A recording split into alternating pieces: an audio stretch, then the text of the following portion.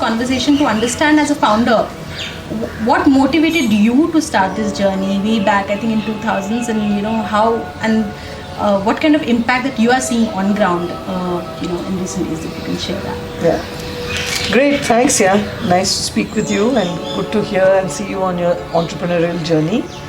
I am a graduate of NID, so I did industrial design. So I started my journey in this sector as a student. I did my thesis project and I worked in Bastar, Chhattisgarh, with very remote tribal artisans, Dokra artisans. So I almost lived with them for 2 years, and that was very, very foundational. And design education taught us that design is about problem solving.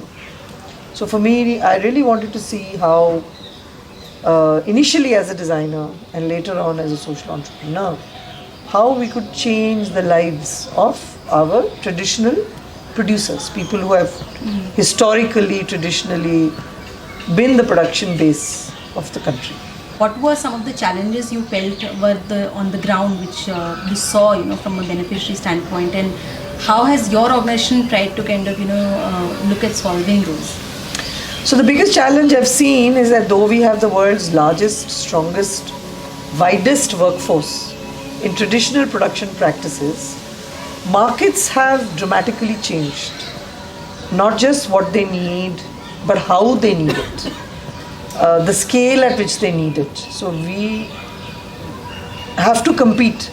Our producers on the ground have to compete in global supply chains. It's no longer about alternate supply chains, because if you look at the largest customers in the world, if you've got a very large set of people with talent and skills, it means you've got to address large markets. Right. So that could mean that you have small groups addressing very small markets, or it could mean that you have small groups aggregating to address large buyers and large customers. So we have to bridge the gap and enable our women in rural areas to be able to fit in with global supply chain. I don't think there's anything called an Indian supply chain, because we would compete with imports coming into India. Yeah. So it's a global supply chain. But then this collectivization of women and getting them to understand the kind of quality that one needs to give to, whether it is for importing or even for the Indian market, isn't that, how did you build that? I mean, getting groups together, I believe it's a challenge for women to come together. How did you do that? No, I think in India we've got a very strong and fertile ground with the self-help group movement. So most Indian women are used to group work, or at least some form of group activity. Yes, the challenge is expecting them to do it all by themselves. So I think the biggest thing we surmounted was the introduction of the professional management layer. Yeah. So we very strongly believe that professional management, initially external, eventually internal, so all those practices and skill sets have to be internalized by the community, and then you will have women from the community who will behave as professionally as an external professional. And then you will not have all these problems of people not being able to collectivize, because the gains far outweigh the disadvantages. Because if a woman will migrate to a city and look for a job in a factory, she may as well sit in a village and work in a collective enterprise. I think the difference is in the professionalism. Yeah? And the transition to professionalism is what we are enabling. And how did that entire journey start of, making them professionally, making products which are viable for the markets? Yeah. So it is, we call it deep hand holding. There is no shortcut to this. So no community is going to pick up professional practices in 3 months. Yeah? Professional practices, which is why we all go through 12 years of schooling and 3 years of graduation and 2 years of post-graduation. So the inculcation of professional practices, timeliness, quality, if every time you have a festival, every time you're taking off, right? All this is not going to build any, so all of us over the years have understood the needs and so does the community.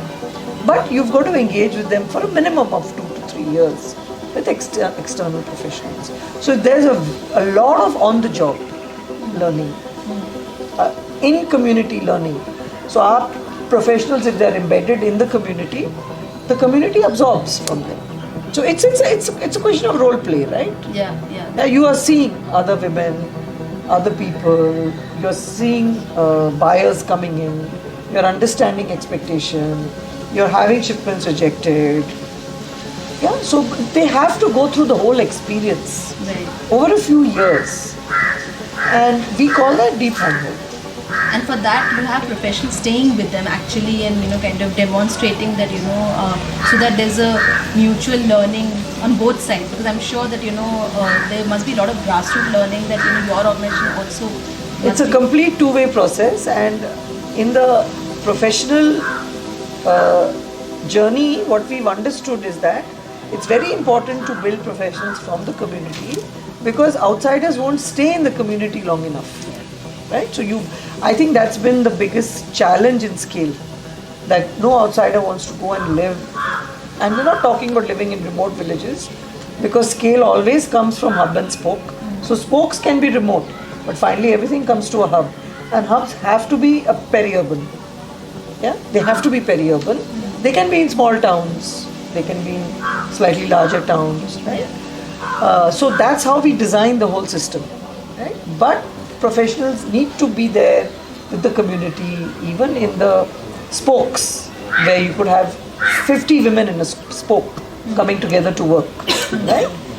But there we will have a professional, but the professional will handhold a local community member to pick up as soon as possible. And we are finding there are lots of educated women in communities. Somebody who's done a BA, somebody who's done a BCom. Everywhere we are finding them. So then we have programs to train them, and they take over.